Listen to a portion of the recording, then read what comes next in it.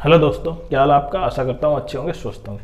तो आज हम एमटीएस की जो स्टेट वाइज कट ऑफ है वो 2024 की कितनी जा सकती है। दूसरा, उससे पहले हम 2022 और 23 का एक बार कैलकुलेशन कर लेते हैं, केवल आपको बताने के लिए किस तरह से कट ऑफ गई थी। और सबसे इंपॉर्टेंट कि इसका फाइनल रिजल्ट मैंने बताया था एसएससी सीजीएल के बाद ही आएगा, और क्योंकि इसमें वैकेंसी कट ऑफ का हाई जाना कहीं ना कहीं इस कारण से भी है क्योंकि उसके डॉक्यूमेंट्स वेरिफिकेशन बाद में होंगे, लेकिन उसमें हम केवल एसएससी को केवल मैसेज दे सकते हैं अपना कि किस तरह से उसको ठीक करना है, जिससे कि अधिक से अधिक बच्चे जो जेन्युइन बच्चे हैं उनको जॉब मिले। क्योंकि आपको ये पता है कि एमटीएस जो सेंट्रल गवर्नमेंट की सबसे जो लोअर जिसमें एजुकेशन क्वालिफिकेशन 10th पास होनी चाहिए, और इसकी कैटेगरी है 18 से 25, 18 से 27 और एक एमटीएस हवलदार। तो इन तीनों का अलग अलग कट ऑफ निकलता है, लेकिन हम जनरली बात करेंगे आज और किस स्टेट में कितनी वैकेंसी और कितनी कट ऑफ जा सकती है। तो 2022 में वैकेंसी 11,994 थी और उसमें यूआर की लगभग 124-125 के आसपास थी। लेकिन खासकर ये ध्यान रखें आप कि जब से मैंने केवल ये इसलिए लिखा है क्योंकि जब से पैटर्न चेंज हुआ है, इंग्लिश और जीके के जो सबसे ज्यादा वो है क्वेश्चन, उसी के बेसिस पे आपको क्या है अलॉटमेंट होती है, तो वो सबसे कट ऑफ सबसे इंपॉर्टेंट है। और ओबीसी ईडब्ल्यूएस 124, 123, एससी 120 और एसटी 112। अब आप यहां पे समझ सकते हैं और आप ये देख सकते हैं, क्योंकि जिस तरह इसकी वैकेंसी 2024 में 9,593 के आसपास है, और जबकि 2023 में क्या हो गई थी, एकदम से कम हो गई थी और उसकी वजह से कट ऑफ हाई चली गई थी। 131, 132 यूआर की, लगभग 133, 130 के आसपास ओबीसी ईडब्ल्यूएस और एससी और एसटी की। आप देख सकते हैं डिफरेंस काफी ज्यादा हो रहा है, क्योंकि वैकेंसी एकदम से क्या हो गई थी, कम हो गई थी। जबकि यहाँ पे 11,000 मतलब 12,000 के आसपास थी, और जबकि यहाँ पे कितनी थी, केवल 1100 के आसपास। तो इसलिए कट ऑफ ज्यादा हाई चलेगी। लेकिन अब वैकेंसी 9,593 है।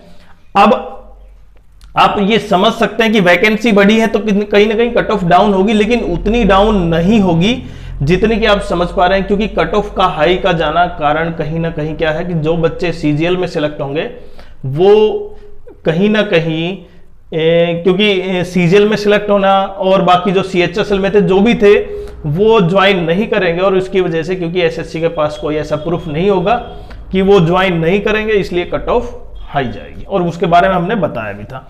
अब कितनी हाई कट ऑफ जा सकती है कि मिनिमम देखिए, स्टेट वाइज भी हमने डाटा बताया है आपका, लेकिन स्टेट वाइज में कम से कम आप ये मान सकते हैं कि इससे कम कितनी होगी, वही बारे में हम उसके बारे में डिस्कस करेंगे। तो लगभग यूआर और इसकी ओबीसी की आप बात कर सकते हैं कि लगभग क्योंकि इसका एग्जाम कितने का है, 150 मार्क्स का है, और 150 में से लगभग मिनिमम आप मान सकते हैं कि 124-25 से आप मिनिमम इसका यूआर कैटेगरी के हैं, 124 से 25 के बीच। और इसमें केवल 1-2 मार्क्स का ऐड कर सकते हैं, 123, 124। ये ओबीसी ईडब्ल्यूएस वो इधर उधर भी हो सकती है कि 1 मार्क्स वो स्टेट वाइज भी वेरी करेगी, ये आपको बिल्कुल ध्यान में रखना है। और यहां पे एससी 119 मिनिमम और एसटी लगभग 113, 112 के आसपास। क्योंकि पेपर मैंने बताया ना, पेपर जरूर वेरी करता है और आपके मार्क्स। अब मैं स्टेट वाइज पे आता हूं कि इतने हैं, तो आप जैसे इसमें डॉट डॉट मतलब इसमें डेसिमल भी ऐड होंगे नॉर्मलाइजेशन के, वो हमने केवल एक रफली बताया कि आपके मार्क्स इतने हैं। अब हम स्टेट वाइज पे आते हैं। देखिए, चंडीगढ़ में यूआर की 126, ओबीसी 126, ईडब्ल्यू 125, एससी एसटी। उसके बाद यूपी में 128। देखिए, सबसे ज्यादा हाईएस्ट यूपी में जा रही है, कहीं बिहार में जा रही है। यूपी में 128, 127, ओबीसी 125, 121, 115। वहीं उत्तराखंड में केवल मैंने ज्यादातर क्या है, नॉर्थ इंडिया के जो स्टेट है वहां पे लिखा है, क्योंकि वहां पे कंपटीशन सबसे ज्यादा है। हालांकि बाकी जो स्टेट बच गए उसका भी हम एक वीडियो डालेंगे आपके लिए। उत्तराखंड में बताया मैंने 126, 125, 120, 115। जनरली आप देख सकते हैं कि लगभग 112 से 115 के बीच वेरी कर रहा है एसटी का कैटेगरी का, और यहां पे 119 से 121 के बीच में वेरी कर रहा है एससी का। और खासकर पंजाब में देखें, हरियाणा में देखें, दोनों की लगभग बराबर सी 125, 125, 124, 123, 123, 122, 119, 120 और 113 और 113 ये SC कैटेगरी ST की है। ऐसे ही हिमाचल प्रदेश में 125, 125, 123, 119, 114। अच्छा, ये हो सकता है कभी आप समझ पा रहे हो कि उस स्टेट में उस कैटेगरी की वैकेंसी अगर कम है तो हो सकता है जनरल कैटेगरी से भी ऊपर चला जाए, रिजर्व कैटेगरी SC ST का भी, OBC का भी। तो आप समझ पा रहे हैं किस कारण से ऑल इंडिया नहीं है, ये स्टेट बेस पे आ रही है, तो इसलिए इसका ध्यान रखना। और सबसे इंपॉर्टेंट, इसमें एज भी वेरी करती है, तो उसकी वजह से भी क्या होगा। लेकिन अगर जिसने दोनों के लिए क्वालिफाई किया है तो सबसे पहले SSC किसको ध्यान में रखेगी, 18 से 25 की एज में काउंट करेगी, जिसको दोनों में किया है। दूसरा, राजस्थान के लिए देखें 127, 126, 124, 120 और 114। बिहार सबसे इंपॉर्टेंट, बिहार में देखें 128, जबकि यूपी में भी 128, 126, 125, 121, 115। और सबसे कम पिछली बार जो कर्नाटका में गई थी, देखिए कर्नाटका में अब की बार भी 124 के आसपास, 123, 122, 119, 112 है। और गुजरात और महाराष्ट्र में देखिए 126, 124, 124, 121 और 114। तो जितनी हमने ये कट ऑफ बताई है, क्योंकि इनकी सैलरी आपको ये पहले से अंदाजा लगा लिया होगा, 30 से 35 हजार के आसपास सैलरी मिलती है। लेकिन सबसे बड़ा जो मिथ ये है कि जो बच्चे समझते हैं कि क्या इससे सफाई भी करवाई जाती है MTS से, ऐसा बिल्कुल नहीं है। इनका कार्य केवल फाइलों को एक टेबल से दूसरी टेबल तक ले जाना है, मतलब फाइल को ट्रांसफर करना होता है, जो काम है बस। केवल सफाई कर्मचारी वो सफाई करते हैं, न कि MTS।